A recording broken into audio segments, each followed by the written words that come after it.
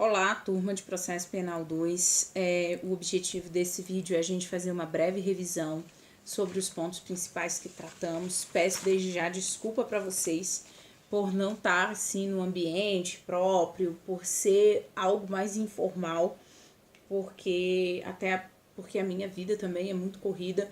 Então eu peço, né, desde já desculpa para vocês, tá? Porque aqui a gente não está em ambiente de sala de aula.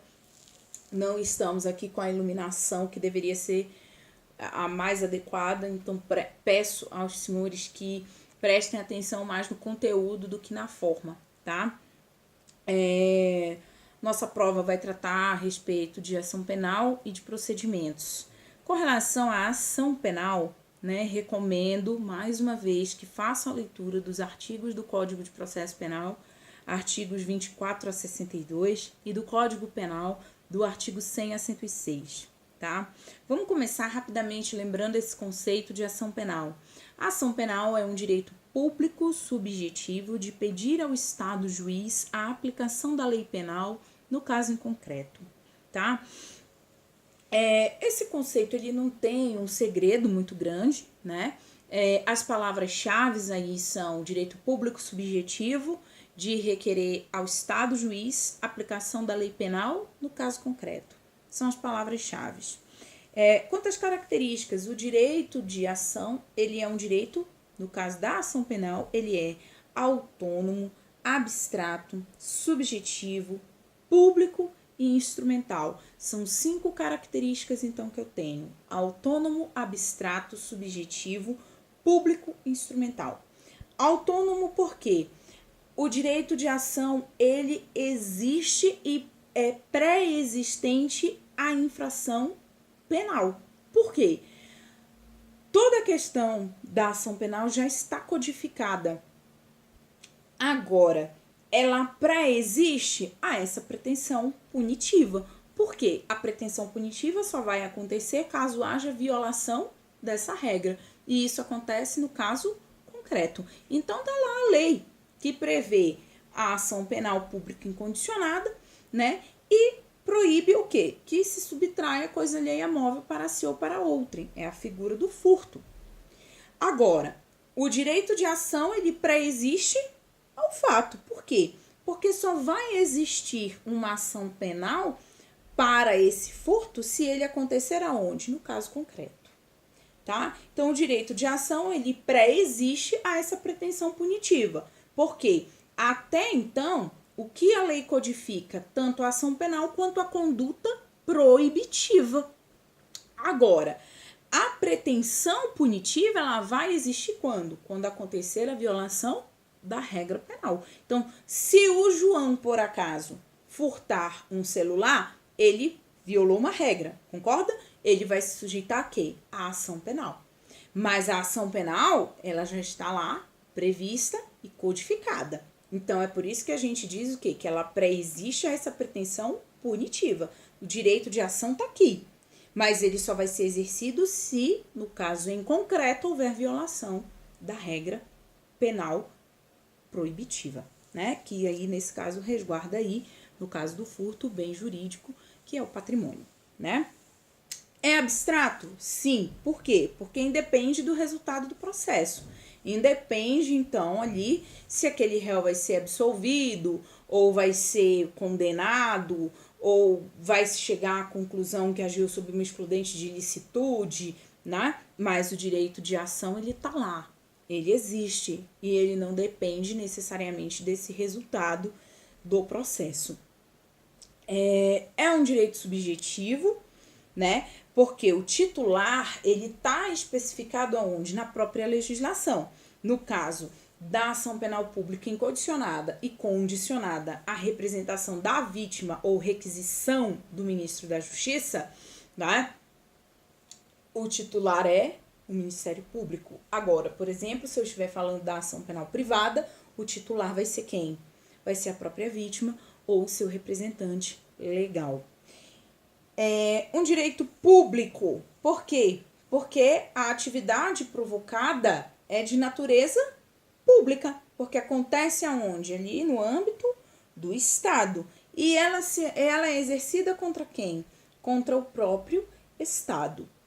E ela é instrumental? Sim. Por quê? Porque a ação penal ela é o meio para se alcançar a aplicação da lei penal. Então, a ação penal ela é o verdadeiro instrumento para que se possa perseguir a aplicação da lei penal. Quanto às condições da ação, as mais importantes vou tratar aqui. São interesse. Interesse que se trata de necessidade, adequação, utilidade. Necessidade, solver a demanda pelo meio adequado, tá? Meio adequado. No processo penal, ela vai se presumir porque não se pode fazer justiça com as próprias mãos. Então, se eu não posso fazer justiça com as próprias mãos, eu vou necessitar da ação penal para que essa punição chegue àquele suposto autor do fato. A adequação. A adequação é entregar ao julgador um meio hábil para solucionar, né? E a utilidade, a esperança de que essa aplicação da lei penal, né, ela ocorra, né? E se essa punição já não é mais possível, que utilidade terá, então, a ação penal, né? Então, vamos pensar naquele caso, o crime está prescrito. E aí, será que existe um interesse em perseguir essa conduta que já está prescrita? Tem utilidade? Não, né? Não tem utilidade. Por quê? Porque já não terá mais um objetivo, um fim a ser alcançado, né? Essa esperança da aplicação da lei penal, ela vai se esvair pela própria ocorrência ali da prescrição, quando ela ocorre no caso em concreto, né? E legitimidade? Legitimidade é pertinência subjetiva para essa ação, né? Envolve o interesse de quem quer realizar aquela ação contra o interesse daquele que vai ser subordinado a essa ação perpetrada pelo autor. Então, legitimidade, no caso de ser o autor da ação penal, na ação penal pública condicionada à representação ou requisição do ministro da Justiça, e no caso da ação penal pública incondicionada, vai ser essa legitimidade de quem? Do Ministério Público. Agora, se eu estiver falando de ação penal privada, a legitimidade será do ofendido ou de quem? Do seu representante legal, tá? Então, o interesse é essa pertinência subjetiva de figurar no polo ativo ou passivo da ação, tá? Justa causa. Justa causa é uma condição da ação que é específica da ação penal, tá? A justa causa, ela vai tratar da materialidade do indício de autoria, tá? Para a constatação da infração da lei penal. Então, quando eu falo de justa causa, eu estou falando da materialidade, ou seja, prova da ocorrência, da existência daquele crime, indício de autoria, né? E, óbvio, da constatação ali da infração da lei penal. Então, eu só tenho justa causa quando eu trouxer para o meu processo na ação penal o indício de autoria, a materialidade, né, para a constatação da aplicação da lei penal. Há quem diga ainda que a justa causa estaria dentro do interesse de agir. Entretanto, como a gente está estudando, é interessante que a gente estude a justa causa sob um aspecto mais amplo, tá? E as condições específicas? Condições específicas, existem algumas condições, vou tratar com vocês aqui das principais, que são, na verdade, a condição de procedibilidade. Quando eu falo de condição de procedibilidade, eu estou falando da condição sem a qual o direito de ação não pode ser exercido. Então, é a condição de proceder, tá? Condição sem a qual o direito de ação não vai ser exercido. Essa condição de procedibilidade, ela diz respeito às ações penais públicas condicionadas à representação da vítima ou requisição do ministro da Justiça. Por quê?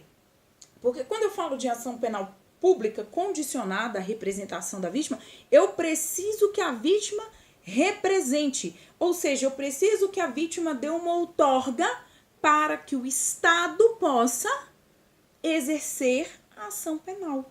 É o caso, por exemplo, do crime de ameaça. Ele é um típico caso de ação penal pública condicionada à representação da vítima. Por quê? Porque a vítima tem que dizer: eu quero que esse sujeito seja processado. Sem essa outorga da vítima, não pode o Ministério Público proceder, ou seja, exercer a ação penal, tá? Então, quando eu falo de condição de procedibilidade, eu estou falando da condição sem a qual a ação não pode ser exercida. E aí, muita gente confunde a condição de procedibilidade com a condição de prosseguibilidade. Condição de prosseguibilidade é a condição para se dar continuidade à ação que já foi deflagrada. Então, qual é a diferença entre a condição de prosseguibilidade e condição de procedibilidade? Na condição de procedibilidade, eu tenho uma condição sem a qual a ação não vai ser exercida. Agora, se eu falo de condição de prosseguibilidade, eu estou falando da condição sem a qual a ação já iniciada não vai ter o quê? Prosseguimento, tá? Então, eu não tenho uma continuidade na ação na condição de prosseguibilidade, a ação já foi perpetrada, mas precisa ter continuidade e fica parado. O exemplo aí, né, seria aqueles casos de crimes inafiançáveis, por exemplo, de competência de júri, ao qual após a pronúncia, o processo só prosseguia com a intimação do réu daquela decisão. Enquanto isso não acontecia, o processo ficava parado. Isso, claro, antes da reforma, tá? Antes da reforma, antes da Lei 11.689, né, nos procedimentos afetos ao júri, existia essa condição de prosseguibilidade. Tinha que intimar o réu da sentença de pronúncia e se ele não fosse intimado, o processo ficava lá parado, tá? Entretanto, né, com a Lei 11.689, isso já não existe mais. Então, condição de procedibilidade é a condição sem a qual a ação não vai poder existir.